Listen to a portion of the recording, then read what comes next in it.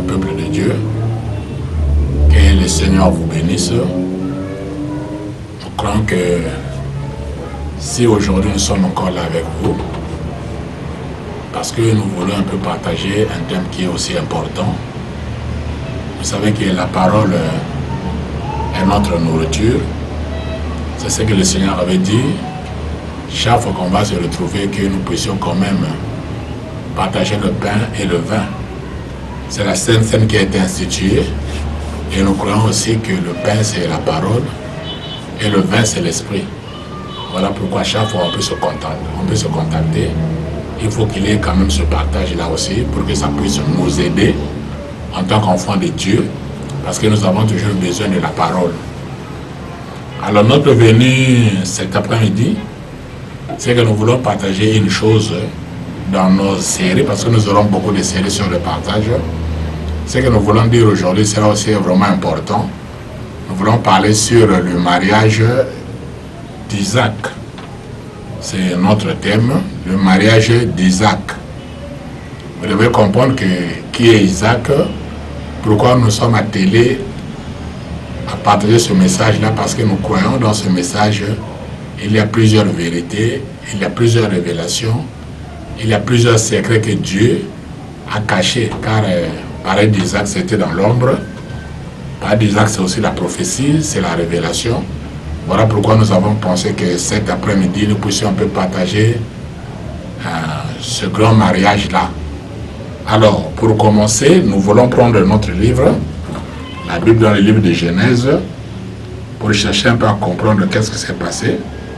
Ce sont des longues lectures, mais je vais entrecouper mes lectures pour essayer un peu que nous comprenions la pensée.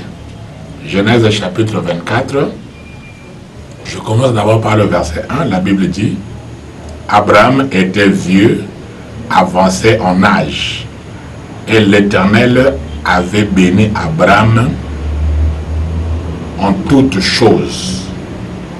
Abraham dit à son serviteur, le plus ancien de sa maison, l'intendant de tous ses biens, mais je te prie, mets ta main sous ma cuisse, et je te ferai jurer par l'Éternel, le Dieu du ciel et le Dieu de la terre, de ne pas prendre pour mon fils une femme parmi les filles des Cananéens, au milieu desquelles j'habite, mais d'aller dans mon pays et dans ma patrie, prendre une femme pour mon fils Isaac.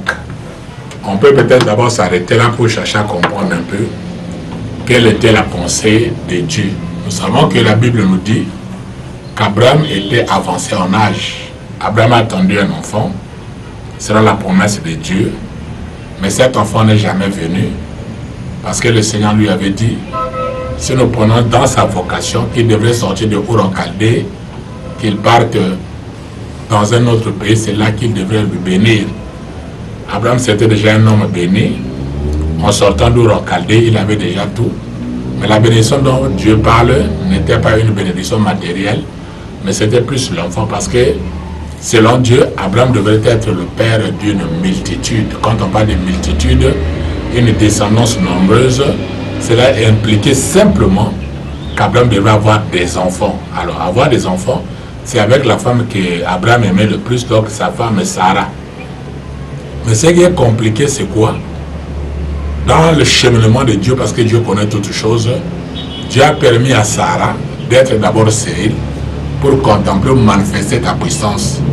Il y a des choses comme ça que Dieu peut toujours nous dire. Vous remarquerez, Dieu a permis qu'Israël parte en esclavage en Égypte. Pourquoi partir en esclavage? Pour que les Égyptiens puissent voir la main puissante de Dieu. Et lorsque Moïse est venu, Dieu lui dira, je ferai éclater ma gloire et les Égyptiens sauront qu'Israël est un Dieu. Il y a certaines situations qui arrivent dans nos vies. Si Dieu peut le permettre, ce n'est pas pour que ça puisse nous condamner, mais ces situations-là permettent que les gens puissent quand même témoigner la puissance et la force de Dieu. Et nous croyons aussi qu'avec Abraham, c'était un peu comme ça. Dieu l'a fait sciemment. Dieu a rendu à Sarah, elle était devenue stérile. Pourquoi? Parce que Dieu préparait un fils. Mais nous ne sommes pas là. Mais ici, dans notre lecture, la Bible nous dit Abraham devenu vieux en âge. C'est-à-dire, Abraham, c'était déjà un vieux. Mais dans sa vieillesse, Dieu va venir dans une promesse. Si nous lisons directement Genèse 17 et Genèse 18, Dieu va venir vers Abraham pour lui annoncer quelque chose. La chose qui était vraiment importante, peut-être nous allons la lire. Cette chose, Dieu va dire, cacherai-je à Abraham? Il dit maintenant parce qu'il partait pour la destruction de Sodome et de Gomorrhe. Alors, lorsque Abraham a reçu les 3 espions, les espions ont donné une promesse à Abraham. Quelle était la promesse? Il dit, l'année prochaine, je reviendrai. C'est-à-dire, le Seigneur lui-même devrait revenir et Sarah, ta femme, se deviendra enceinte et il enfantera un fils. Ça, c'est compliqué. C'est compliqué parce que lorsque la promesse sort, Abraham a 99 ans. Selon le monde, si nous pouvons comprendre par rapport au monde, selon le monde, Abraham avait déjà atteint l'âge du monopause. 99 ans, c'est presque 100 ans. Comment un vieillard de 100 ans, un vieillard qui n'a pas de force, parce qu'à l'âge de 100 ans déjà, biologiquement parlant, scientifiquement parlant, l'homme n'a pas encore de force. Là, nous sommes en train de lire d'abord la Bible. Alors, comment ce vieillard donnera un enfant avec une femme à l'âge de 89 ans qui devrait déjà monter vers les 90? Là, nous comprenons qu'avec la femme, le monopause à 45 ans. Donc, 90 ans, c'est double monopause. Et ménopause, pardon. Et cette femme-là devrait enfanter. Et une vieille, comment elle peut pousser un enfant? Tout ça, ce sont les mystères et les miracles de Dieu. Mais nous croyons que comme nous sommes dans l'ombre, nous devons directement chercher quelle était la pensée de Dieu cachée derrière ces choses-là.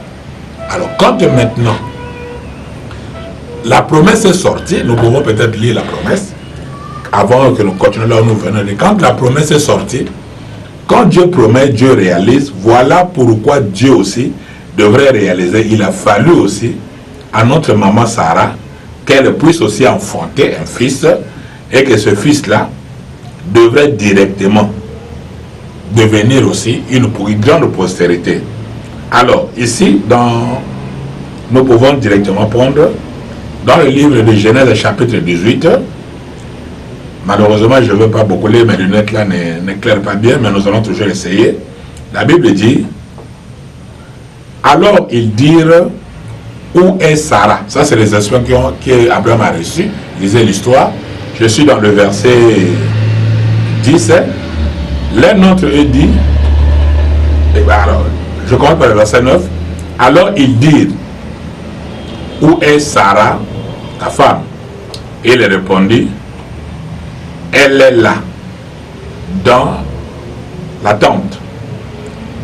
L'un d'entre eux dit, je reviendrai vers toi à cette même époque. Et voici Sarah, ta femme, aura un fils. Sarah écoutait à l'entrée de la tente qui était derrière lui. Abraham et Sarah étaient vieux avancés en âge. Et Sarah ne pouvait plus espérer avoir des enfants. Sarah ne pouvait plus espérer avoir des enfants. C'est là aussi le plus grand problème. Alors, qu'est-ce qui va se passer comme elle n'espérait pas avoir des enfants? Elle rit en disant, en elle-même, en disant, maintenant que je suis vieille, aurais-je encore des désirs? Mon Seigneur est aussi vieux. Donc ici, si nous pouvons chercher à comprendre l'histoire, lorsque les anges sont venus vers Abraham, parce qu'ils partaient pour aller détruire Sodome et Gomorrhe, dans le passage, comme Dieu sait faire les choses, Dieu est passé par le chemin d'Abraham parce qu'il y avait une promesse qui devrait s'accomplir dans la vie d'Abraham. Et cette promesse, c'était l'enfant qu'Abraham devrait recevoir. Alors Abraham était un homme bien, parce que la Bible dit exercer l'hospitalité, Oui, parce que dans l'hospitalité, nous pouvons aussi recevoir les anges sans les savoir. Ces jours-là, les gens sont venus vers Abraham parce qu'ils avaient un message. Ils avaient quelque chose qu'ils devraient donner à Abraham, mais le problème, c'était la position d'Abraham. Et cette grande position d'Abraham, Abraham a reçu ces anges-là. Deux fois dans la vie aussi, nous devons avoir la vision pour savoir, peut-être Dieu peut passer, mais comment Dieu passerait? Parce que Dieu n'est pas un homme. Il peut peut-être utiliser aussi une forme d'homme, il peut utiliser une personne directement pour venir vers vous. Peut-être qu'il avait un message. Il y a des choses comme ça, quand vous loupez les occasions, vous manquez aussi la visitation divine. Donc c'était le moment où Dieu devrait visiter Abraham.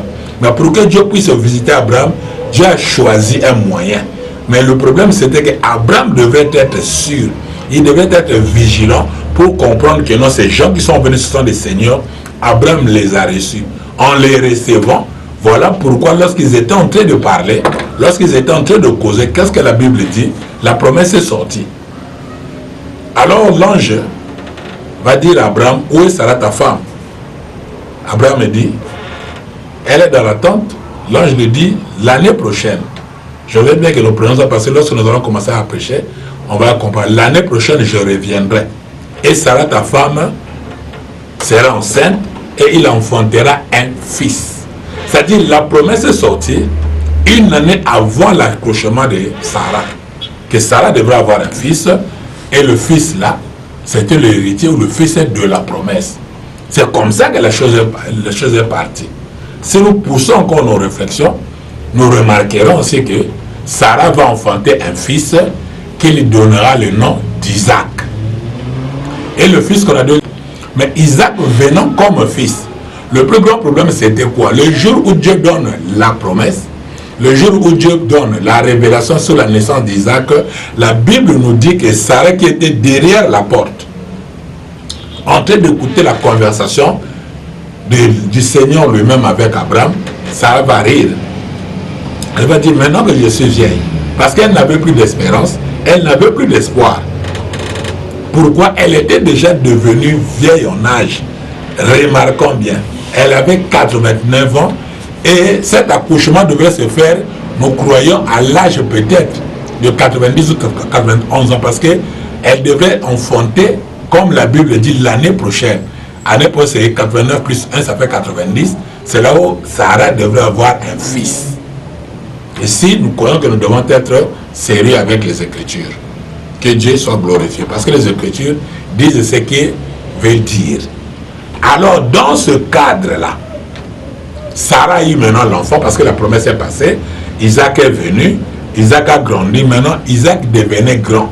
Comme tout bon père, il devrait chercher à Isaac une femme. Parce que Isaac, ici dans l'ancien temps, ce sont peut-être, quand nous lisons la Bible, ce sont les parents qui cherchaient à leurs enfants des femmes. Alors, en ce moment-là, la Bible dit qu'Abraham était vieux, avancé en âge. Donc, prenons maintenant l'âge de 100 ans. Quand Isaac était né, quand Abraham a engendré Isaac, et prenons maintenant lorsqu'Isaac est devenu grand. Nous ne savons pas c'était à quel âge, 18 ans, 20 ans, 22 ans, 24 ans, mais nous comprenons que de plus 100, il y a eu quand même un âge qui a été ajouté, peut-être 24 ans, c'était 25 ans. La Bible n'a pas précisé l'âge d'Isaac, mais c'est que la Bible dit, lorsque Abraham grandissait, il avait maintenant le temps d'avoir une femme. Et c'est Abraham qui était vieux. Je vais d'abord prendre la vieillesse selon Dieu pour chercher à comprendre. Mais avant que je ne prenne la vieillesse d'Abraham ou de Sarah, ce que je voulais aussi dire aujourd'hui, je voulais comprendre qu'est-ce que signifie le nom d'Isaac. Parce que vous comprenez qu'on a donné le nom d'Isaac, c'était normal. Le fils s'appelle Isaac. Mais nous cherchons à comprendre la signification du nom d'Isaac.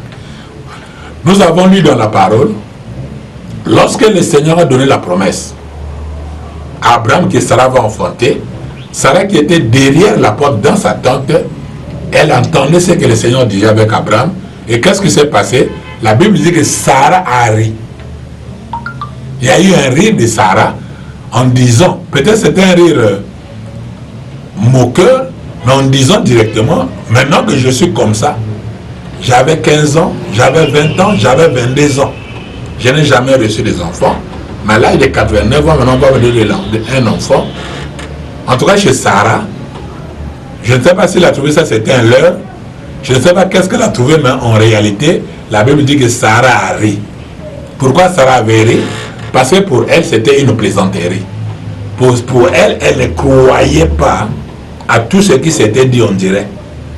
Alors, lorsque maintenant Sarah va enfanter, l'enfant qu'elle va enfanter, on lui a donné le nom d'Isaac.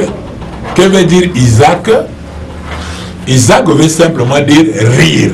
Comme la maman avait ri, dans plusieurs sens, automatiquement l'enfant aussi prend le nom de rire. Donc Isaac signifie rire. Là, nous allons comprendre la pensée de Dieu. Donc ici, c'est un enfant qu'on appelle Isaac, un enfant qu'on appelle rire, qui doit aller chercher une femme. Il va aller chercher une femme où la Bible est claire, la Bible est précise. Qu'est-ce que la Bible dit? Non pas dans le pays des Cananéens, là où Abraham habitait, parce qu'Abraham était étranger, mais l'enfant que la femme qu'on devait chercher à Isaac, c'est une femme qu'on devait aller chercher dans le pays là où Abraham était d'abord, là où Dieu lui a fait sortir, c'est-à-dire en Mésopotamie. Parce que là-bas, il y avait sa famille, là-bas, il y avait ses oncles. Il y a aussi beaucoup de choses à dire là-dessus. Mais nous voulons d'abord comprendre la lecture directe. Alors maintenant, pour que ce mariage-là se fasse, nous sommes dans 24, qu'est-ce qui va se passer? Abraham va chercher un de ses serviteurs. Et la Bible dit que le serviteur qu'Abraham va chercher, c'était lui l'intendant de sa maison. C'était lui le serviteur le plus ancien. Parce que sur ce serviteur-là aujourd'hui, il y a beaucoup de polémiques. Nous arriverons peut-être un jour.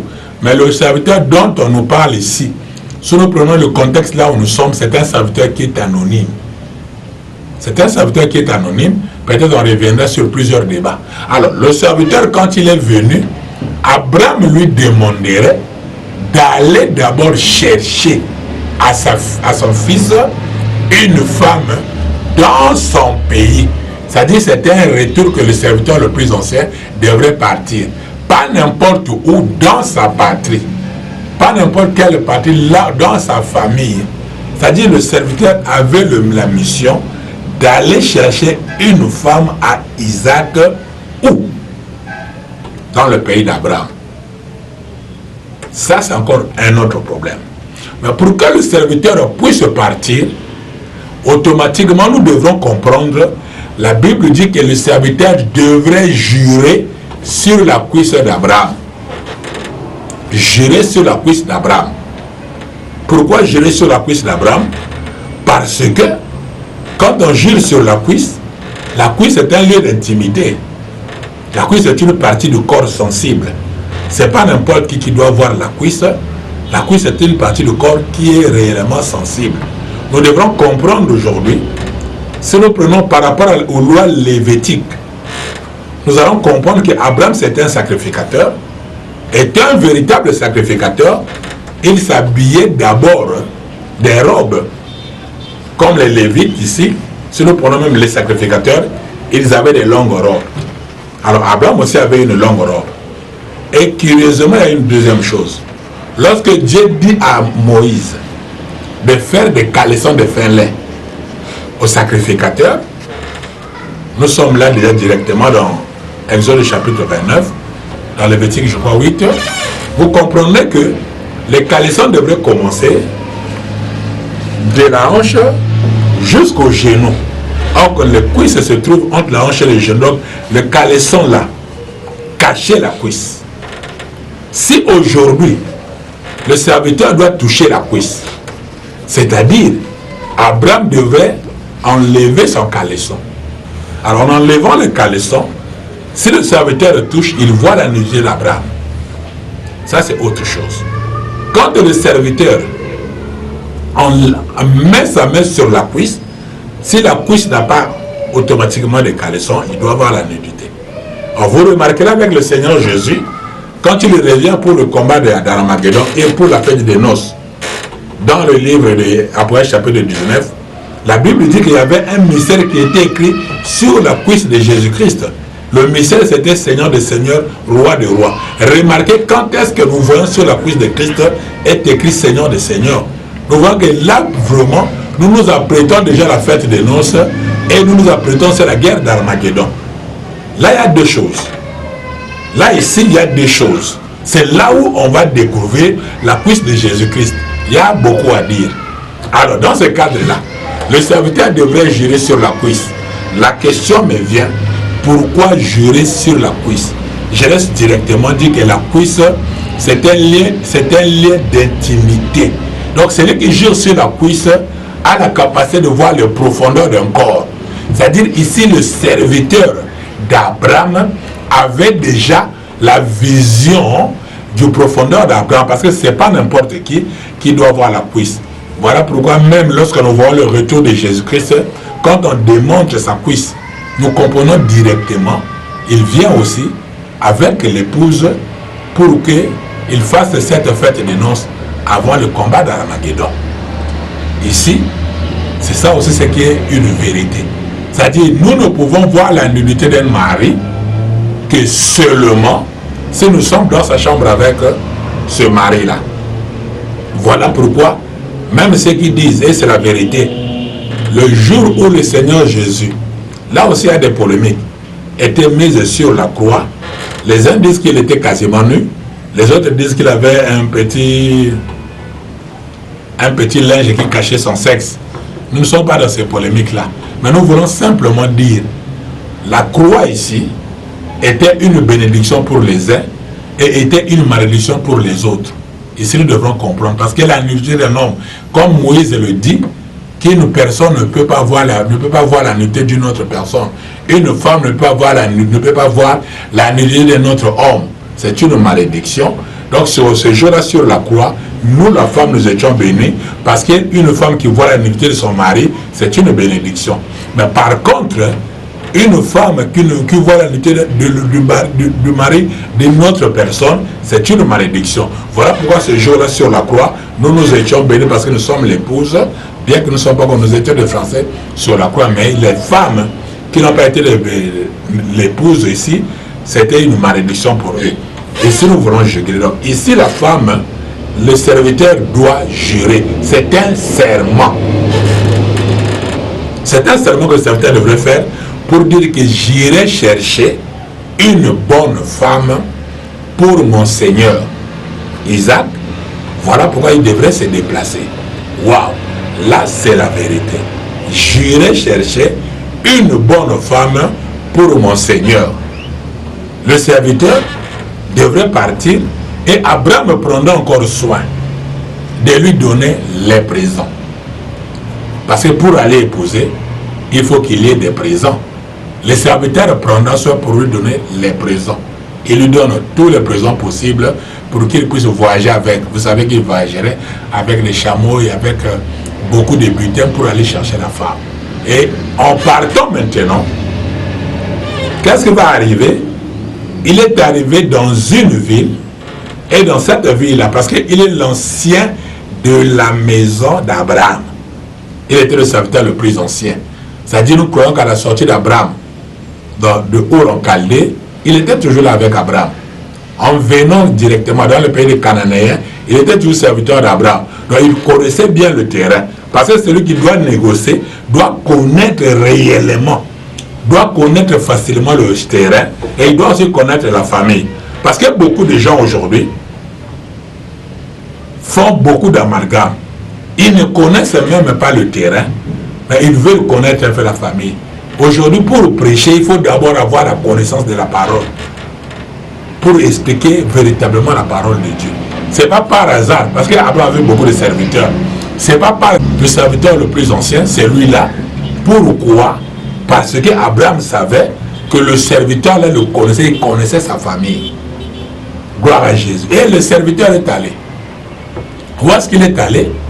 Il est allé en réalité dans le pays, là où Rebecca vivait, mais dans ce pays-là, il est allé dans un puits. Donc la rencontre du serviteur d'Abraham et de Rebecca s'est faite dans le puits. Là aussi, nous allons comprendre, il y a des choses à dire. Ça se fait dans le puits, devant le puits. Parce que Rebecca parvenait pour puiser de l'eau. Lui s'était levé dans le puits pour chercher une femme. Mais la femme qu'il devait chercher, il voulait un signe. Il dit que la femme dans laquelle je demanderai de l'eau, qui me donnera de l'eau et qui fera boire aussi à mes brebis, c'est la femme que tu as choisie. Donc automatiquement nous croyons et nous voyons que Rebecca, c'était une femme servante. Voilà pourquoi la Bible dit qu'elle était bergère. Une véritable femme, une bonne femme doit d'abord être bergère. Nous reviendrons. Voilà pourquoi, quand ils sont rencontrés dans le puits, automatiquement la prière du serviteur d'Abraham s'était accomplie. Nous voulons un peu commenter pour que nous continuions notre lecture. Parce que depuis que nous avons commencé, nous étions que dans la lecture. Mais commentons un peu ou interprétons un peu les faits avant que nous avancions, parce que ce thème-là, c'est un thème tellement vaste, tellement grand, elle est prophétique. Il y a beaucoup de révélations là-dessus, pas seulement la prophétie, il y a beaucoup de révélations, même dans le parler par connaissance. Il y a beaucoup de leçons à tirer sur ce thème-là, important. Même dans la doctrine, nous pouvons toujours avoir aussi des enseignements. Donc c'est un thème qui renferme ce que nous pouvons dire, les 4 parlers de la Bible. Parce qu'aujourd'hui, ce qui est en train de détruire l'Église, les gens s'arrêtent par des parler. Vous verrez ceci, être propriétaire de la parole, et ça, il ne se limite que dans la révélation, ils se disent que nous avons la connaissance. Les autres se limitent dans la prophétie, les autres passent par là, ils sont dans la connaissance. Mais nous croyons. La parole de Dieu a 4 parlers, comme le dit l'apôtre Paul dans 1 Corinthiens 14:6. Un véritable homme de Dieu doit connaître, doit faire l'équilibre, doit comprendre comment exécuter ces 4 parlers-là, afin que la parole de Dieu soit équilibrée. Même dans la vie comme ça, la nature peut nous enseigner. Si dans une maison, nous ne mangeons peut-être que, si nous ne mangeons que les haricots, les enfants n'auront pas une bonne croissance. Si nous ne mangeons que, par exemple, la viande, les enfants n'auront pas une croissance. Il faut quand même qu'il y ait singularité. Il faut quand même qu'il y ait plusieurs nourritures. Lorsque les enfants mangent, ça contribue aussi à la croissance. C'est comme ça aussi avec la parole. Nous pouvons parler en révélation, nous pouvons parler en prophétie, nous pouvons parler par connaissance, nous pouvons aussi parler par réveil, par doctrine. Cela donnerait un peu de l'équilibre, parce que la parole, c'est un tout. Pas seulement une seule parole, et on se met que nous avons la connaissance de la parole. Dans ce cadre-là, maintenant, nous voulons un peu commenter selon la grâce de Dieu. Quand on dit Abraham a reçu un enfant dans sa vieillesse, gloire, c'est la vérité. Il était devenu vieux, avancé en âge. Comme il était avancé en âge, il a reçu un fils dans sa vieillesse. Que peut représenter Abraham ici? Abraham, c'est lui le père de toute l'humanité, de toutes les nations, le père de multitudes. Alors, lorsque nous voyons Abraham dans la révélation, nous comprenons directement qu'Abraham ici, il est le type, je pèse ma bon, Abraham est le type de Dieu. Car c'est Dieu qui est le père de tout humain. Abraham ici est le fils de Dieu. Que dit la vieillesse d'Abraham? La vieillesse d'Abraham ici, si nous parlons ici d'Abraham comme Dieu, nous devrons comprendre maintenant. Il a acquis Isaac dans sa vieillesse. Alors, que veut dire la vieillesse de Dieu? C'est ce que Hébreu nous dit, parce que Hébreu est sincère dans ces choses-là. Je reviens avec Isaac. Hébreu est sincère. Que dit Hébreu? Si nous prenons Hébreu chapitre 1, le verset 1, c'est là où nous allons comprendre quelle est d'abord la pensée de Dieu avant que je puisse continuer. Dans le livre des Hébreux, gloire à Jésus, la Bible est claire au commencement. La Bible dit ceci. Après avoir, je commence par le verset 1, après avoir autrefois, à plusieurs reprises et de plusieurs manières, parlé à nos pères par les prophètes, Dieu dans ces temps, Dieu dans ces derniers temps nous parle par le Fils qu'il a établi, héritier de toutes choses, par lesquelles il a aussi créé le monde. C'est-à-dire, Dieu ici à la venue du Fils, nous rentrons déjà dans le temps de la fin. Voilà pourquoi quand Hébreu dit, après avoir parlé à nos pères par les prophètes, si nous comprenons le temps des prophètes, c'est les temps anciens, c'est le temps de Moïse, c'est le temps d'Isaïe, c'est là où les prophètes étaient en primeur. Mais dans le temps de la fin, qu'est-ce qui se manifeste? Parce que Christ ici était l'inauguration. Il est l'inauguration de l'ancien temps pour commencer un nouveau temps. Alors ici, ça c'est le temps de la fin. Voilà pourquoi le jour où le Saint-Esprit est venu, l'apôtre Pierre se lève et reprend la prophétie de qui? De Joël. Il dit, il est écrit que dans les derniers jours, je répondrai de mon esprit. Le Saint-Esprit en venant a annoncé que nous étions déjà dans les derniers jours. C'est pour dire, lorsque nous prenons Hébreu, lorsque la Bible dit qu'Abraham était vieux avancé en âge, nous croyons déjà qu'un vieux tend déjà vers la fin. Il tend déjà vers la fin de sa mission. Il tend déjà vers la fin parce qu'il doit mourir. Ici, maintenant, dans cette vieillesse-là, Dieu va maintenant envoyer quelqu'un. Qu'est-ce qu'il va envoyer? Il va envoyer le Seigneur Jésus. Or, que Abraham qui engendre Isaac, Isaac réellement, si nous comprenons son nom, on appelle Isaac, le nom veut simplement dire rire. Quand on appelle Isaac, on appelle Isaac rire, ça veut dire quoi? Lorsque nous parlons sur le mot